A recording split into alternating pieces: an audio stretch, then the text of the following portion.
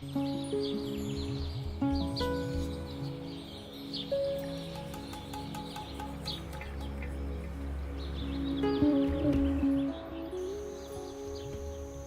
construir e gerar prosperidade em nossa vida?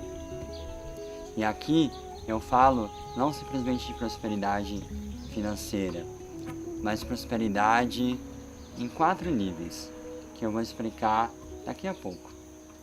Em primeiro lugar, para quem já viu o meu vídeo sobre propósito, talvez se lembre que propósito é aquele arrepio, aquela pulsão que faz com que a gente encontre sentido na vida, em tudo que a gente faz. É a semente que já contém a árvore. A água, a terra, o adubo, o sol, eles são inúteis para nutrir uma flor de plástico ou uma árvore artificial. Eles nutrem uma árvore que tem vida, uma força de vida. E essa força de vida puxa para si, ela digere, ela utiliza esses recursos para alcançar a sua máxima expressão. Da mesma forma, quando eu estou engajado em ações, ou no estilo de vida, ou em projetos que não têm nenhum sentido para mim, que não estão alinhados com os meus propósitos, ou com o meu propósito de vida como um todo, é como se essas ações, esses projetos, fossem plantas de plástico. Elas não conseguem atrair, pelo menos não por muito tempo, os recursos necessários para a prosperidade, porque esses recursos existem para fazer forças reais de vida alcançarem sua plenitude. Quais são esses recursos no caso de nós, seres humanos? O primeiro dos recursos eu vou chamar de recursos espirituais, porque eles são mais intangíveis. É a sensação de inspiração, de conexão. Quando eu me sinto conectado com a vida, feliz, grato por ser eu mesmo, sentindo que eu e minha vida são sagrados, eu digo que eu estou próspero espiritualmente. Quanto maior essa sensação, maior a sensação de prosperidade espiritual. Quando eu me alinho com o meu propósito de vida ou com o propósito de um projeto de alguma coisa, essa é a primeira dimensão que começa a fluir de forma mais poderosa. Eu me conecto. Quando eu me sinto conectado, naturalmente, a minha mente começa a ficar muito criativa. Eu começo a ter muitas ideias do que fazer, com quem conversar, que cursos fazer, para onde ir. E essa criatividade, essa fertilidade, se transforma no que eu chamo de prosperidade mental. São os recursos intelectuais que começam a fluir para a minha abundância pessoal. Na medida que eu começo a ter muitas ideias do que fazer e para onde ir, eu naturalmente começo a realizar tudo isso e começo a me conectar com pessoas, com conhecimentos, com organizações, com comunidades, com culturas. E quanto mais eu me conecto com toda essa rede, como essa rede, em princípio, ela está muito ligada às coisas que me inspiram, a tendência é que essas relações também sejam muito significativas para mim.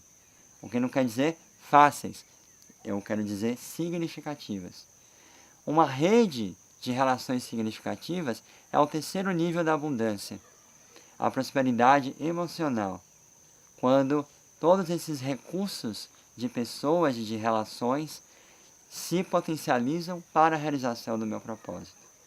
E, de uma forma muito natural e orgânica, quando eu estou conectado em redes de pessoas ou de coletivos, cujos olhos faíscam pelos mesmos motivos que os meus, é muito natural que na hora que essas pessoas, coletivos, organizações, elas precisam de outras pessoas para poder contribuir para os seus projetos, para os seus trabalhos, que elas vão se lembrar, que elas vão privilegiar, que elas vão querer pessoas que vibram da mesma sintonia que elas, cujos olhos faíscam pelos mesmos motivos. E aí surgem propostas, oportunidades, trabalhos, com elas, os recursos materiais. E a minha vida passa a ser próspera financeiramente, não no sentido de eu me tornar cada vez mais milionário, porque isso não necessariamente significa prosperidade e abundância. Ter menos recursos materiais do que o que eu preciso para deixar a minha semente, o meu propósito se expressar, vai gerar uma sensação de baixa prosperidade. Mas ter mais do que eu preciso também, porque esse excesso de recursos se torna um peso, como ter um quarto cheio de quinquilharias que eu não sei o que fazer com elas. Então, a verdadeira prosperidade material não é a prosperidade do pouco, nem a prosperidade do muito, é a prosperidade do suficiente. E isso muda de pessoa para pessoa, porque cada pessoa tem o seu propósito, e esse propósito se expressa de uma forma muito singular. Então, a base da prosperidade é se alinhar com o seu propósito, seja o propósito de vida ou os propósitos que estão dentro dele, e se autorizar a seguir esse caminho sem ficar bloqueando ele por causa das narrativas que eu conto sobre quem eu sou, o que é a vida e o que eu deveria fazer. Junto com isso, é preciso entender, é preciso consolidar a crença de que eu mereço, de que eu tenho o direito de ter toda a quantidade de energia, e a energia pode ser medida na forma de inspiração, de ideias, de relações ou de dinheiro e bens materiais, a quantidade de energia que eu preciso para que meu propósito floresça plenamente, para que eu seja o melhor carvalho, a melhor flor, o melhor ecossistema que eu posso ser, e não um meio, uma meia entidade, um meio ecossistema, um meio ser humano. Quando eu faço essa autorização interna, eu atraio para mim mesmo todos os recursos que eu preciso para que o que eu vim fazer aqui se expresse. Por último, uma planta não cresce só pela beleza do sol e pela fluidez da água. Ela cresce também por todo o material orgânico compostado na terra. Isso significa todo o lixo, todo o cocô processado pela terra. Então, a nossa prosperidade ela se nutre das nossas potências, das oportunidades que a vida nos traz, mas ela também se nutre dos nossos defeitos, da nossa vulnerabilidade, das nossas fragilidades e das ameaças que a vida traz.